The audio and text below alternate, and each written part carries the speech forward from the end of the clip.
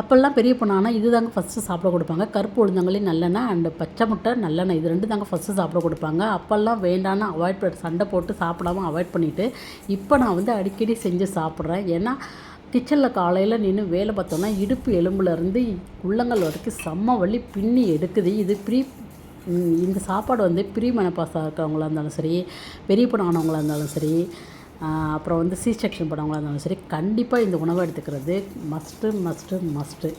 அந்தளவுக்கு இது phone strength அவ்வளோ ஹெல்த்தியான ஃபுட்டு. இது வந்து கருப்பு உளுந்தங்களியோட இன்னும் 2 ஹெல்த்தியான இன்க்ரீடியன்ட் சேர்த்து எப்படி கருப்பு உளுந்தங்களி செய்யப்படுன்னு வாங்க வீடியோக்குள்ளே போய் பார்க்கலாம். கருப்பு உளுந்தங்களி செய்கிறதுக்கு 200 கிராம் கருப்பு உளுந்து தோலோடு எடுத்துருக்கேன். அதுக்கப்புறமா 100 கிராம் கருப்பு கவுனி, 100 கிராம் பாசிப்பருப்பு, 100 கிராம் பச்சரிசி எல்லாத்தையுமே வாசம் வர வரைக்கும் வறுத்து தனித்தனியாக வறுத்து எடுத்து ஒன்றா சேர்த்து ஆற வச்சுட்டு அதுக்கப்புறமா மிக்சியில் போட்டு சளிச்சு எடுத்து மாவாக வச்சுக்கோங்க. அதுக்கப்புறமா 1 டம்ளர் மாவுக்கு 4 டம்ளர் தண்ணி இந்த ரேஷியோவில் கலக்கிண்டணும். 2 டம்ளர் தண்ணியை வந்து ஃபஸ்ட்டு கொதிக்க வச்சுட்டு 1 டம்ளர் மாவு எடுத்து 2 டம்ளர் தண்ணியில் கலந்து வச்சுக்கணும். கட்டிப்படாமல் கையை விட்டு நல்லா கலந்து எடுத்து வச்சுக்கோங்க. இப்போ 2 டம்ளர் தண்ணி வந்து கொதித்ததும் இந்த கரைச்சி வச்ச மாவை அது கூட கலந்து கைவிடாமல் லோ ஃப்ளேமில் வச்சுட்டு கிளறிக்கிட்டே இருந்தோம்னா இந்த மாதிரி கரைச்சி வச்சு கிளறிக்கிட்டே இருந்தோம்னா கட்டிப்படாமல் சாப்பிட்டோன்னா கிண்ணோன்னா ரொம்ப நல்லாயிருக்கும் சாப்பிட்றதுக்கு. இல்லைனா ஒரு மாதிரி இருக்கும்.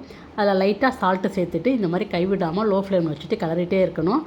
இந்த உளுந்தங்களி வந்து அவ்வளோ ஸ்ட்ரென்த்துங்க. இந்த மாதிரி களி பதத்துக்கு வரும்போது நம்ம கொஞ்சம் நெய், நிறைய நல்லெண்ணெய், முக்கியமாக இதுக்கு வந்து நல்லெண்ணெய் தான் தேவை. நல்லெண்ணெய் இது கூடவே ஆட் பண்ணிவிட்டு அதையும் சேர்த்து நல்லா கிளறிக்கிட்டே இருக்கணும். களி வந்து கையில் ஒட்டாத அளவுக்கு வரும்போது இறக்கிட்டு களியும் வெள்ளைப்பாகும் வச்சு சாப்பிட்டோம்னா அவ்வளோ ஸ்ட்ரென்த்துங்க. ப்ரீ மெனோபாஸில் இருக்கிறவங்க, பெரிய பொண்ணானவங்க, சி செக்ஷன் பண்ணவங்க, இவங்க மட்டும் இல்லை, சின்ன குழந்தைலேருந்து பெரியவங்க வரைக்கும் வாரத்தில் 2 தடவை இல்லைங்க மாதத்தில் 2 தடவை சாப்பிட்டா கூட போதும். அவ்வளோ ஸ்ட்ரென்த்து கொடுக்கும். இது நான் சாப்பிட்டு இப்போ எனக்கு வந்து ஒரு நல்ல ஃபீல் கொடுக்குது.